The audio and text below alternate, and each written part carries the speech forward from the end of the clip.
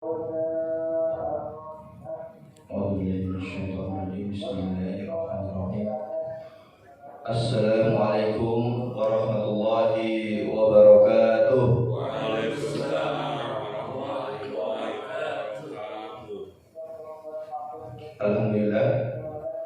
Alhamdulillahilladzi bi ni'matihi tatimmus shalihat. Alhamdulillahilladzi hadana li hada wa ma kunna linahtadiya laula an hadana Allah. Ashhadu an la ilaha illallah wa ashhadu anna Muhammadar Rasulullah. Allahumma sholli ala sayyidina Muhammad wa ala ali sayyidina Muhammad.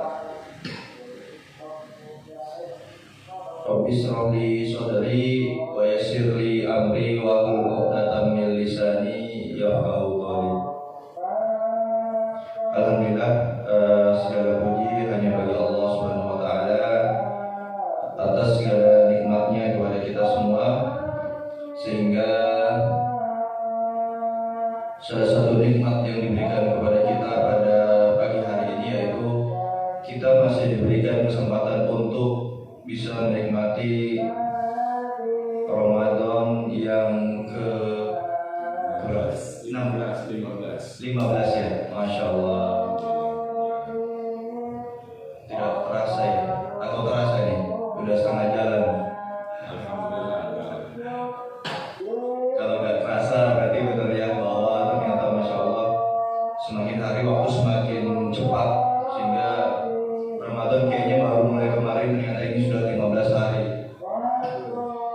Ya, semoga kita selalu diberikan keistiqomahan dalam beribadah kepadanya, ya, walaupun kadang-kala ya namanya iman sudah sekarang turun. Baik, salah satu upaya untuk meningkatkan keimanan kita yaitu kita diwajibkan untuk belajar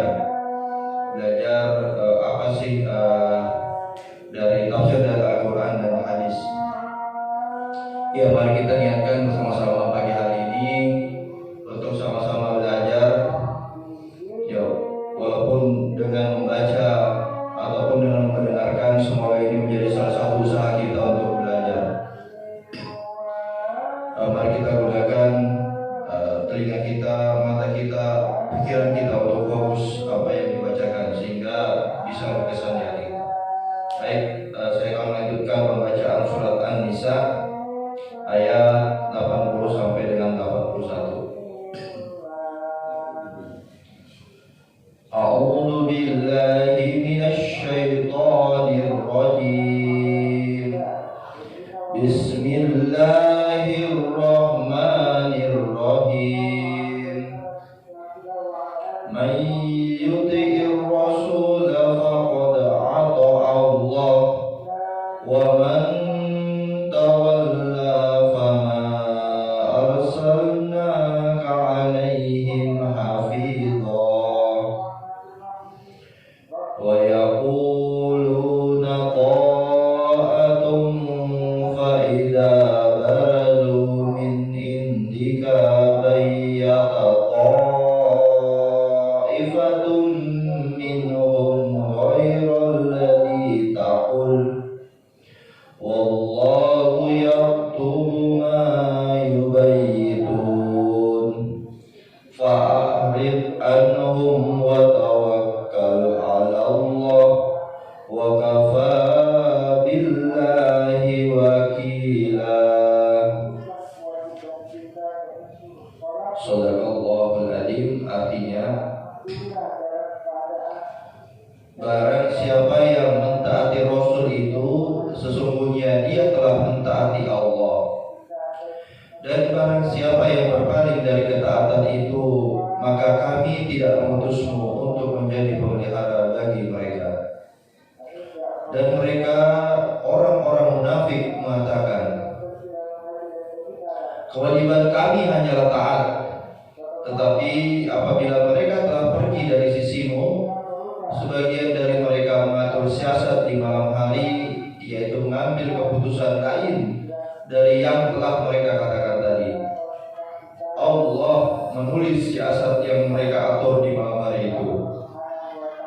Maka berpalinglah kamu dari mereka dan bertawakallah kepada Allah. Cukuplah Allah menjadi ibu.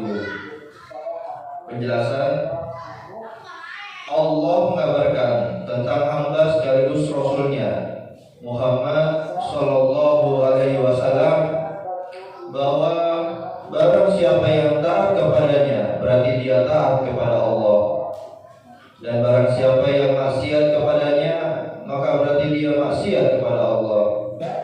Hal itu tiada lain karena beliau tidak berkata dari hawa nafsunya, melainkan dari wahyu yang diwahyukan olehnya.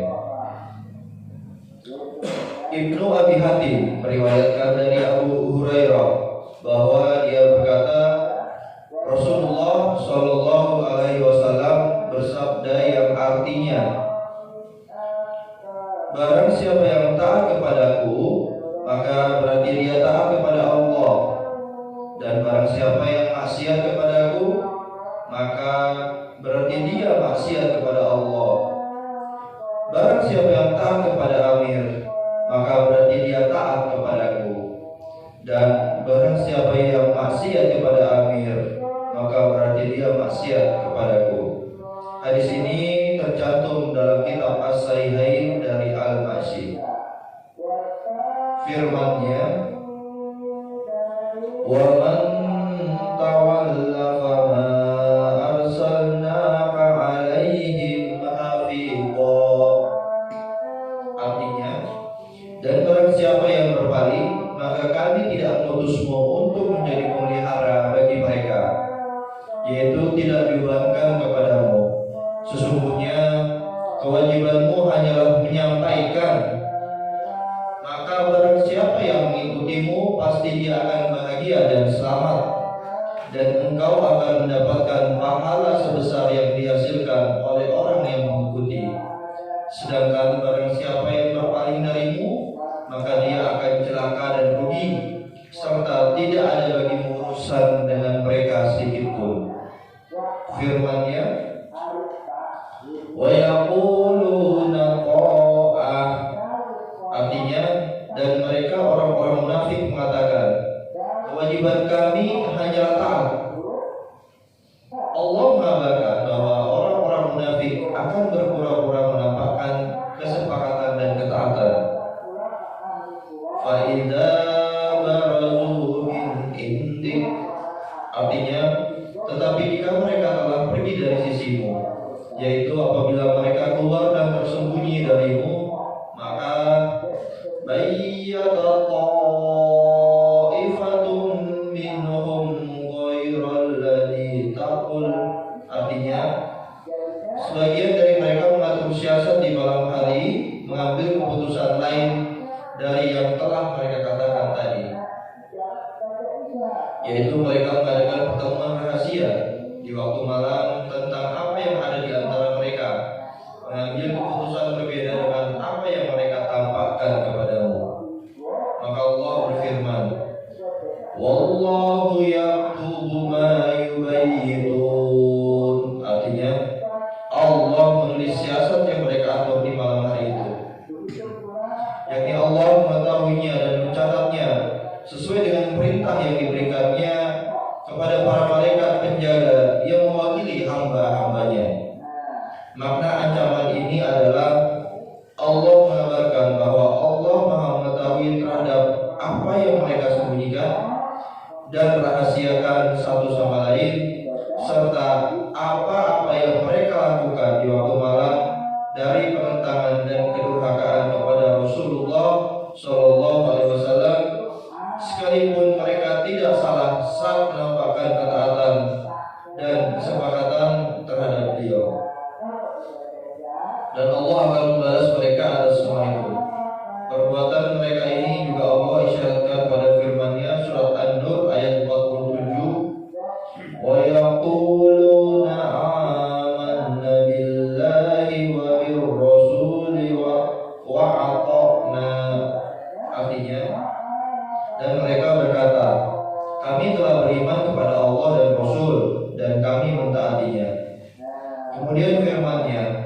fa'rid anhum, artinya maka berpalinglah kamu dari mereka, yaitu maafkanlah, bersabarlah atas mereka dan jangan membalasnya.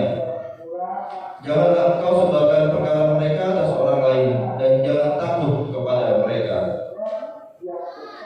Firman-Nya, wa tawakkal 'ala Allah wa kafa billahi wakila. Artinya, dan bertawakallah kepada Allah, cukuplah Allah menjadi pelindung, yaitu cukuplah Allah sebagai pelindung, penolong dan pendukung bagi orang yang bertawakal dan berserah diri, orang serta orang yang kembali kepadanya. Alhamdulillah. Mari kita lanjutkan dengan pembacaan hadis. Hadis kelima masih pada bab keutamaan kaum muslimin yang lemah, orang-orang fakir dan orang-orang yang tidak dikenal. Dari Abu Hurairah meriwayatkan bahwa ada seorang perempuan berkulit hitam yang biasanya menyapu masjid, atau dalam sebuah riwayat disebutkan seorang pemuda. Ketika Rasulullah SAW tidak menemukannya lagi, beliau menanyakan orang yang suka menyapu tersebut. Para sahabat menjawab bahwa ia telah meninggal dunia. Maka beliau bersabda, "Mengapa kalian semua tidak memberitahukan hal ini padaku?" Mereka tidak memberitahukan hal itu seakan-akan mereka menganggap remeh kematian orang tersebut. Beliau bersabda lagi, "Tunjukkan kepadaku di mana kuburannya." Para sahabat pun menunjukkannya. Kemudian beliau mensolatinya. Setelah itu beliau bersabda, "Sesungguhnya kubur ini penuh kegelapan bagi penghuninya. Tetapi Allah menerangi kubur ini untuk mereka sebab sholatku untuk mereka." Muttafaq alaih. Penjelasan: sungguhnya kubur tidak akan diterangi kecuali oleh amal kebajikan atau syafaat yang diterima. Yang kedua, keutamaan membersihkan masjid, menghimbau untuk mendatangi jenazah orang baik, dan disyariatkan yang sholat di atas kuburan bagi orang yang belum menyalati mayat di dalam kuburan tersebut. Saya ulangi sekali lagi. Dari Abu Hurairah meriwayatkan bahwa ada seorang perempuan berkulit hitam yang biasanya menyapu masjid, atau dalam sebuah riwayat lain disebutkan seorang pemuda. Ketika Rasulullah SAW tidak menemukannya lagi, beliau menanyakan orang yang suka menyapu tersebut. Para sahabat menjawab bahwa ia telah meninggal dunia. Maka beliau bersabda, "Mengapa kalian semua tidak memberitahukan hal itu padaku?"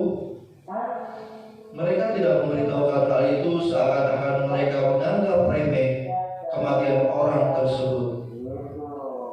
Beliau bersabda lagi, "Tunjukkan kepadaku di mana kuburnya."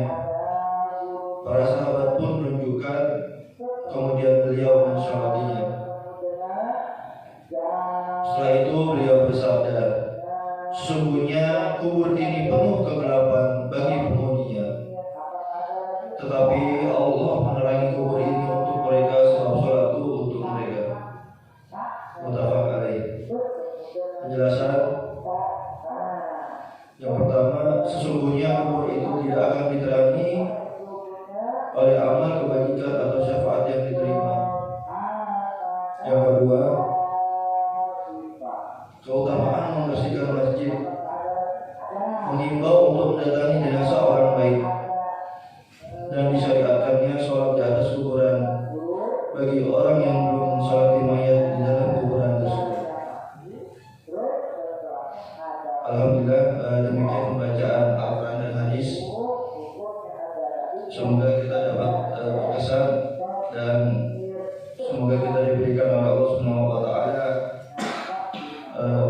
semangat untuk bisa melaksanakan dalam kehidupan sehari-hari, dan tidak lupa untuk menyampaikan kepada saudara-saudara kita yang belum hadir pada majelis pada pagi hari ini. Marilah kita bersama-sama menutup majelis ini dengan membaca doa kafaratul majelis. Subhanallahumma wa bihamdika asyhadu an la ilaha illa anta astaghfiruka wa atubu ilaik. Demikian